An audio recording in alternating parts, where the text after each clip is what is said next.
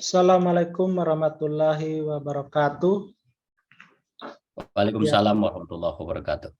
yang saya hormati Bapak dosen penguji Bapak Rasimin dan Bapak Guntur.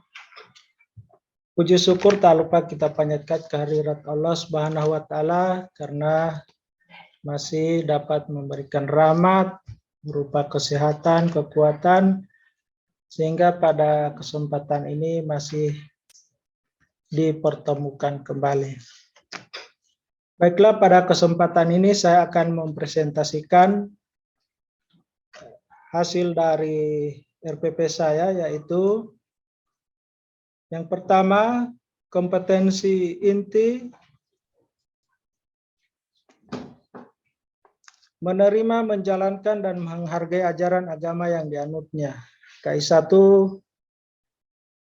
KI2 menunjukkan perilaku jujur, disiplin, bertanggung jawab, santun, peduli, dan percaya diri dalam berinteraksi dengan keluarga, teman, guru, dan tetangganya, serta cinta tanah air, menunjukkan perilaku jujur, disiplin, tanggung jawab, santun, peduli, dan percaya diri dalam berinteraksi dengan keluarga, teman, guru, dan tetangganya. KI1 3. Memahami pengetahuan faktual dan konseptual dengan cara mengamati, menanya, mencoba berdasarkan rasa ingin tahu tentang dirinya, makhluk ciptaan Tuhan dan kegiatannya, dan benda-benda yang dijumpainya di rumah, di sekolah, dan tempat bermain. KI4 yaitu menyajikan pengetahuan faktual dan konseptual dalam bahasa yang jelas, sistematis, logis, dan kritis dalam karya yang estetis, dalam gerakan yang mencerminkan anak sehat, dan dalam tindakan yang mencerminkan perilaku anak beriman dan berakhlak. Bagian B yaitu kompetensi dasar. Yang pertama, 1.3 meyakini adanya hari akhir sebagai implementasi dari pemahaman rukun iman. 2.3 yaitu menunjukkan perilaku rendah hati dan mencerminkan iman kepada hari akhir. 3.3 yaitu memahami hikmah beriman kepada hari akhir yang dapat membentuk perilaku akhlak mulia. Dan 4.3 yaitu menunjukkan contoh hikmah beriman kepada hari akhir yang dapat membentuk perilaku akhlak mulia. Kemudian yang berikut yaitu indikator pencapaian kompetensi. Yang pertama yaitu perilaku dan perbuatan peserta didik menunjukkan keyakinan terhadap adanya hari akhir. Yang kedua yaitu perilaku dan perbuatan peserta didik yang menunjukkan rendah hati dalam kehidupan sebagai dampak dari kehidupan terhadap adanya hari akhir, seperti tidak membanggakan diri dan selalu berbicara lemah lembut. Yang ketiga yaitu menjelaskan hikmah beriman kepada hari akhir. Yang keempat, menulis beberapa hikmah beriman kepada hari akhir. Yang kelima yaitu mendemonstrasikan perilaku dan menunjukkan hikmah beriman kepada hari akhir. Yang keempat adalah tujuan dari pembelajaran ini, yaitu melalui tayangan video dan gambar, ceramah interaktif, serta diskusi model problem based learning, maka peserta didik mampu menjelaskan hikmah beriman kepada hari akhir dengan tepat. Yang kedua, dapat memahami hikmah beriman kepada hari akhir yang dapat membentuk perilaku akhlak mulia. Dan tujuan yang ketiga yaitu menunjukkan contoh hikmah beriman kepada hari akhir yang dapat membentuk perilaku akhlak mulia. Kemudian yang kelima yaitu materi pembelajaran. Yang pertama adalah tanda-tanda dari hari akhir, yaitu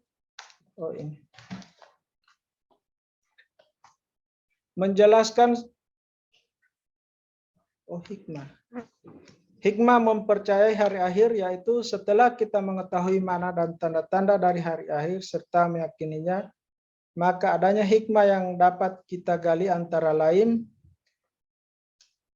dapat bertambah yakin dengan kebesaran dan kekuasaan Allah Subhanahu wa taala. Yang kedua yaitu dapat bertambah semangat mengerjakan amal kebaikan. Kita menghindari perbuatan yang dilarang oleh Allah seperti berkelahi, menggunakan obat terlarang, narkoba, minum minuman keras, mencuri, memfitnah, dan sebagainya. Hikmah yang keempat yaitu bersikap jujur, disiplin, dan bertanggung jawab dalam melakukan pekerjaan. Yang kelima yaitu selalu waspada dan menjaga lingkungan sekitar rumah dan sekolah. Dan yang keenam yaitu tidak menunda-nunda perlakuan amal kebaikan, seperti melakukan sholat 5 waktu, tugas mengerjakan PR dari guru, dan sebagainya. Adapun pendekatan yang diterapkan dalam pembelajaran yaitu pendekatan saintifik, model pendekatan yaitu PBL, metode ceramah, penugasan, tanya jawab, diskusi, dan demonstrasi. Adapun media dan sumber pembelajaran yaitu video pembelajaran dan PowerPoint tentang hari kiamat. Kemudian sumber belajar yaitu kitab suci Al-Quran, buku PAI, dan budi pekerti untuk kelas 6 SD. Langkah-langkah dalam pembelajaran yaitu pendahuluan. Pembelajaran dimulai dengan mengucapkan salam, memeriksa kehadiran, menyanyikan lagu nasional, kemudian mengaitkan materi tema kegiatan pembelajaran yang akan dilakukan dengan pengalaman peserta didik dengan materi, dan mengarahkan kegiatan tanya jawab untuk mengetahui gambaran garis besar sebagai kemampuan awal siswa, menyampaikan kompetensi dasar dan tujuan, memberikan gambaran tentang manfaat mempelajari pembelajaran yang akan dipelajari, kemudian guru membagikan kelompok belajar, dan menjelaskan mekanisme pelaksanaan pengalaman belajar serta langkah-langkah pembelajaran. Setelah itu masuk pada kegiatan inti yaitu mengorientasikan peserta didik pada masalah. Di sini akan ditampilkan video dan pada PowerPoint, kemudian siswa beserta guru sama-sama menganalisisnya. Guru dan siswa melakukan tanya jawab, guru beserta siswa berdiskusi mengenai materi hikmah beriman kepada Allah, guru mengadakan tanya jawab mengenai hikmah beriman kepada hari akhir, guru menyampaikan masalah yang harus dipecahkan secara berkelompok, peserta didik secara berkelompok kembali mencermati ulasan dalam surat Al-Ahzab. Kemudian fase kedua yaitu mengorganisasikan peserta didik. Peserta didik melakukan observasi dan menemukan contoh perilaku akhlak yang mulia. Pada fase ketiga yaitu mengadakan pembimbingan atau penyelidikan per individual bagi setiap kelompok. Peserta didik secara berkelompok bekerja sama mencari data lingkungan di sekitar untuk memecahkan masalah. Kemudian pada fase berikut yaitu mengembangkan dan menyajikan hasil. Setiap kelompok menyampaikan hasil diskusinya dan kelompok yang lain mengemukakan pertanyaan. Kelompok yang lain diberikan kesempatan untuk bertanya dan memberikan tanggapan. Pada fase berikut yaitu menganalisis, mengevaluasi proses dalam pemecahan masalah. Yaitu guru memberikan penguatan terhadap hasil diskusi peserta didik, guru meminta laporan hasil diskusi kelompok, guru memberikan evaluasi dan untuk mengukur kemampuan peserta didik. Kemudian yang berikut adalah kegiatan penutup yaitu siswa menyimpulkan materi pembelajaran sesuai dengan kemampuan bahasa anak di bawah bimbingan guru. Bertanya jawab tentang materi yang telah dipelajari, guru memberikan umpan balik terhadap hasil kegiatan murid, memberikan refleksi terhadap kegiatan pembelajaran, menyampaikan materi pembelajaran yang akan dilaksanakan pada pertemuan berikutnya. Setelah itu melakukan penilaian, yaitu penilaian berupa tes tertulis. Baik, Pak Acen, saya pikir cukup. Ya, baik. Terima kasih. Terima kasih sudah mempresentasikan bahannya. Kami persilakan kepada Pak Guntur untuk memberikan tanggapan dan pertanyaan. Silakan Pak Guntur. Terima kasih Pak Muslimin, Bapak Acen, Bu Nowu. Ada beberapa hal dari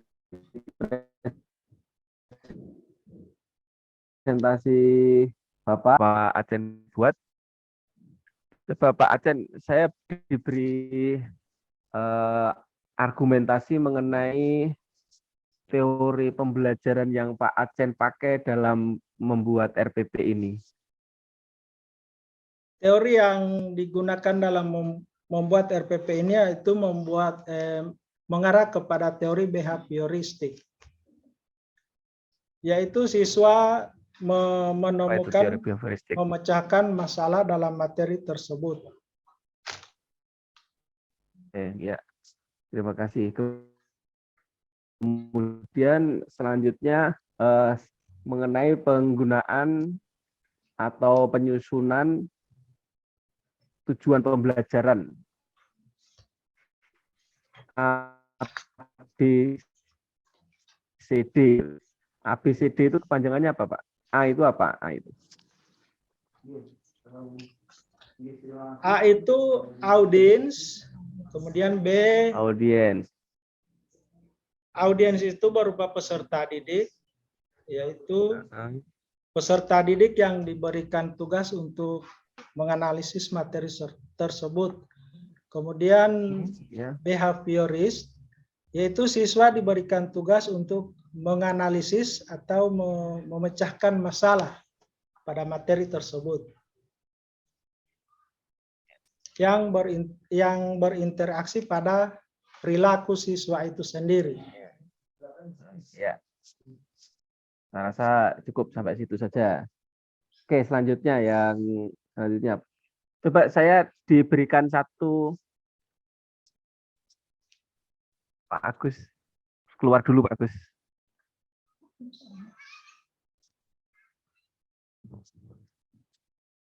Agus keluar dulu.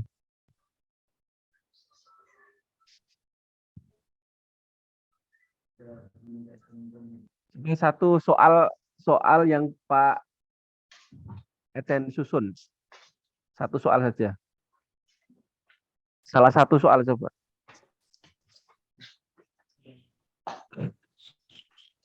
Soal yang Bu Fitria, bentar. Bu Fitria keluar dulu. Fitria keluar dulu. Ya.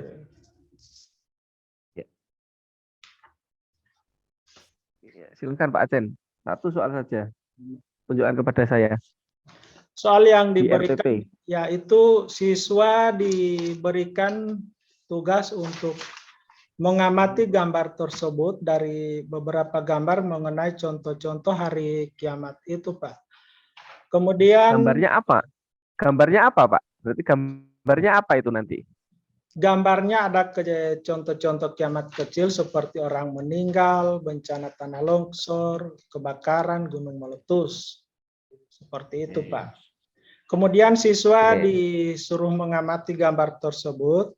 Setelah itu disuruh mengomentari gambar yang ini mengenai tentang apa, peristiwa apa, gambar berikut tentang apa, dan peristiwa apa. Setelah itu dipresentasikan di depan kelas. Itu, Pak. Pengetahuan yang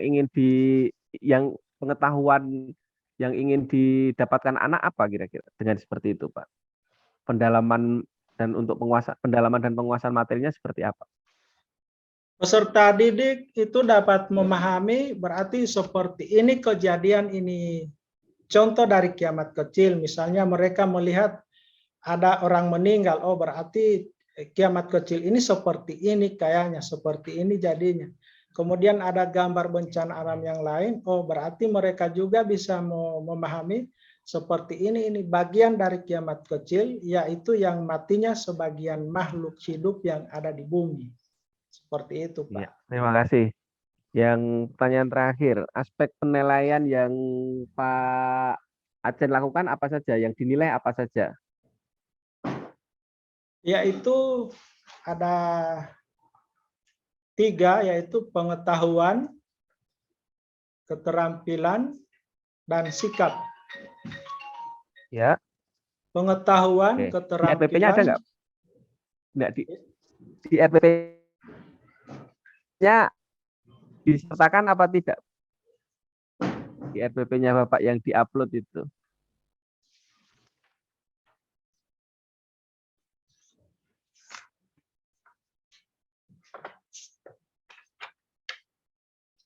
Oke.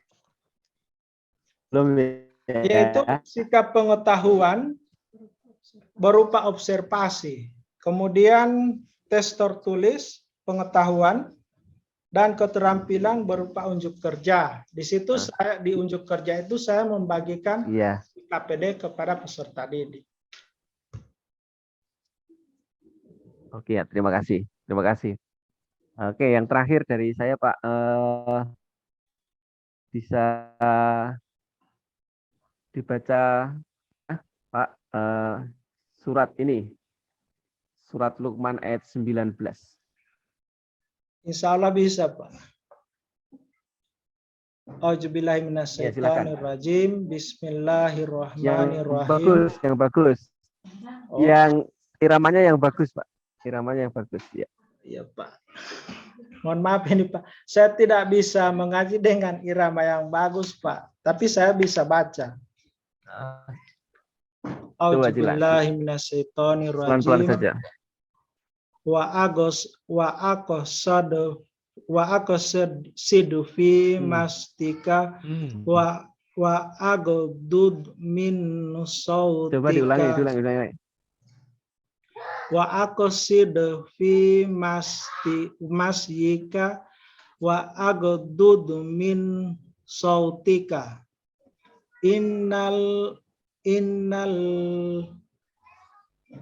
innal ankaral aswati lasautu ul khamir. Sadaqallahul azim. Ngajinya setiap hari, Pak? Ngajinya setiap hari enggak ini? Biasa ngaji, Pak, tapi mungkin suasananya beda, Pak. Sudah gugup ini. Tegang sekali ini, Pak. Ini Mohon maaf. huruf qaf ini kan coba wawu dan qaf. Wa kok itu kan wa kok sid gitu kan? Iya, Coba Pak. diulangi. Waqsid fi masyika wa aghdud min sautika. Ini bisa dibaca gimana? Oh, Waqdud. Waghdud. Ya. Ya. Waghdud min sautika. Non sukun bertemu shot itu apa, Pak, bacaannya? Non sukun bertemu shot. Sukun bertemu shot. Idgham itu, Pak. Ikhfa. Ikhfa ya. Oke. Ya. Coba. Oke. Nanti belajar ngajinya dilancarkan dulu ya, Pak ya. Iya, Pak. Iya, Pak. Ya. Iya, Pak. Ya. Sudah tegang ini. Ini ngajinya kok belepotan gimana ini ya. Tegang. Ya, saya rasa cukup Bapak Rasimin, saya kembalikan kepada Bapak, monggo Pak Rasimin. Pak Guntur telah memberikan pertanyaan dan tanggapan atas Pak Acen ya. Pak Acen, ya, materi Pak. yang diajarkan apa Pak Acen? Hikmah beriman kepada hari akhir. Hikmah beriman kepada hari akhir. Ya. Model pembelajaran apa yang dipakai? PBL, Pak. PBL. Bagaimana cara penerapannya? Di situ saya memberikan suatu bacaan yang mempunyai masalah. Kemudian siswa disuruh membaca itu masalah. Setelah itu diberikan tugas untuk menemukan ada hikmah apa yang bisa dipahami oleh siswa tersebut. Gitu. Langkah-langkahnya apa tuh? PBL itu?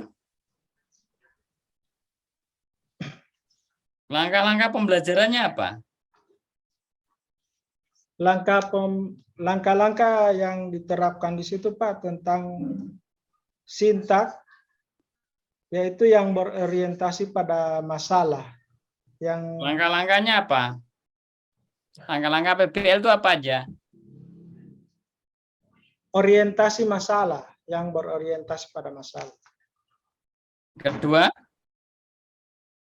Kemudian yang kedua yaitu mengkondisikan siswa atau membagi kelompok bagi setiap siswa, Pak. apa yang dilakukan di situ? Mengkoordinir, memantau setiap kelompok siswa yang sudah diberikan tugas tadi itu, Pak. Yang ketiga, langkah ketiga apa? Kemudian langkah yang ketiga yaitu apabila ada kelompok yang kurang memahami itu didekati dan diberi bimbingan, diarahkan supaya mereka bisa paham itu mengerjakan soal yang diberikan. Langkah keempat, Langkah keempat, setelah mereka mengerjakan tugas, setelah dicek per kelompok itu sudah selesai, kemudian disuruh mempresentasikan di depan kelas bagi setiap kelompok. langkah kelima, Langkah kelima yaitu saya melakukan evaluasi bagi setiap kelompok yang sudah mempresentasikan hasil pekerjaannya itu. oke. Mungkin Pak Acen sudah sering mendengar berbagai hal yang terkait dengan HOT, TPACK itu. HOT itu apa toh, Pak? HOTS itu yaitu tingkat pemikiran yang tinggi atau Pemikiran atau berpikir? tingkat berpikir siswa yang tinggi. Misalnya kita berikan soal yang agak sulit. Di situ mereka bisa mencari sendiri, menganalisa sendiri apa maksud dari pertanyaan yang diberikan oleh gurunya ini. Berpikir tingkat tinggi itu sulit ya? Sulit, Pak. Bagi anak-anak sulit, Pak. Yang bilang siapa? Berpikir tingkat tinggi kok, bukan berpikir sulit kok. Berpikir tingkat tinggi itu maksudnya mereka berpikir keras, menggali apa yang mereka ketahui. Misalnya diberikan masalah. Di situ di materi saya itu ada seorang siswa yang begitu ditimpa bencana, kedua orang tuanya meninggal. Setelah itu, jika kalian sebagai teman adik yang terdekat, maka apa yang harus kamu lakukan? Seperti itu soal yang saya berikan. Nah, di situ mereka berpikir, seandainya saya ini teman dia, apa yang harus saya lakukan? Di situ mereka sudah bisa mengungkapkan apa yang ada dalam pikiran mereka itu. Barangkali seperti itu, Pak. Berpikir tingkat tinggi itu belum tentu sulit, yang itu arahnya menyelesaikan masalah kok. Nanti kalau dia aja sendiri nggak bisa, bagaimana menyelesaikan masalah? Ya, dicari HOT solusi. itu apa toh? HOT itu apa? HOT itu panjangannya apa?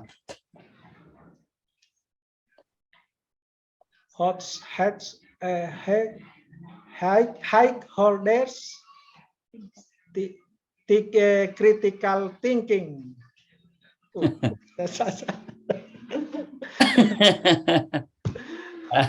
Kalau TPACK, TPACK itu apa? Panjangannya.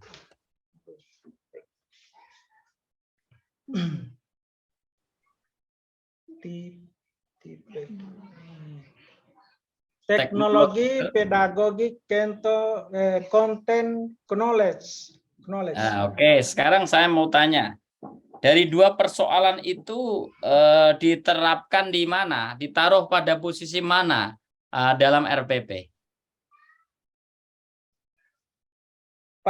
Di RPP 3, Pak. Kok RPP 3? Di RPP itu sama aja, mau 1, mau 2, mau 3 itu sama saja. Pada komponen mana? Dalam memahami hikmah. Pertanyaan saya, pada komponen mana kedua persoalan tersebut ditempatkan? Mengorganisasikan siswa, Pak, seperti membagi kelompok itu. Nggak ada tugas. Dalam komponen RPP itu mengorganisasikan siswa itu nggak ada.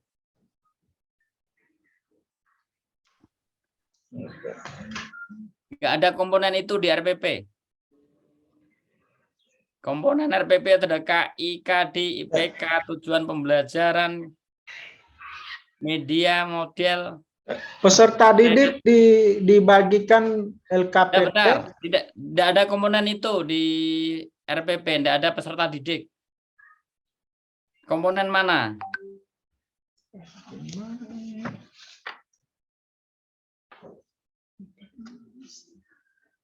Pada komponen mana?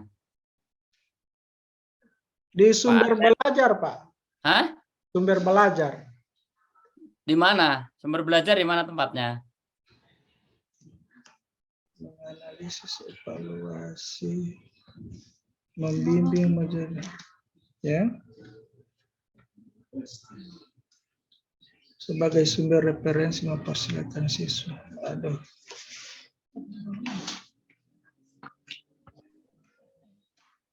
Diintegrasikan di mana gitu aja, di komponen apa? Ya, komponen-komponen di RPP dihafalkan ya. Ya, mohon bimbingannya, Pak. Ya, silakan. Masih ada yang perlu disampaikan? Sekaligus langsung memberikan closing statement, silakan.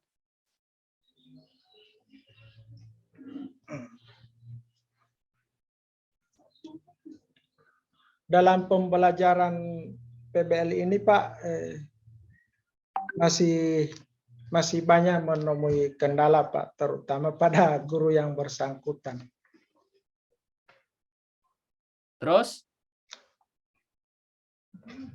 Kemudian dengan adanya saya mengikuti PPG ini mungkin sedikit terbantu, apa yang saya belum tahu bisa saya ketahui walaupun masih sedikit-sedikit, pasti butuh banyak bimbingan, Pak.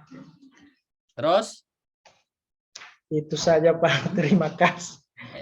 Ya, nggak ditutup, itu silakan ditutup. Ya, terima kasih atas kesempatan yang telah diberikan kepada saya. Setelah saya mau melakukan uji komprehensif ini, mari saya tutup dengan membacakan hamdalah. Alhamdulillahirrabbilalamin. Billahi taufiq wal hidayah. Assalamualaikum warahmatullahi wabarakatuh. Waalaikumsalam warahmatullahi wabarakatuh. Kami persilakan Pak Acen untuk bisa keluar dan tolong dipanggilkan Pak Yusuf Umar ya. Di grup, dikabarkan di grup aja. Keluar dulu silakan. Iya, Pak.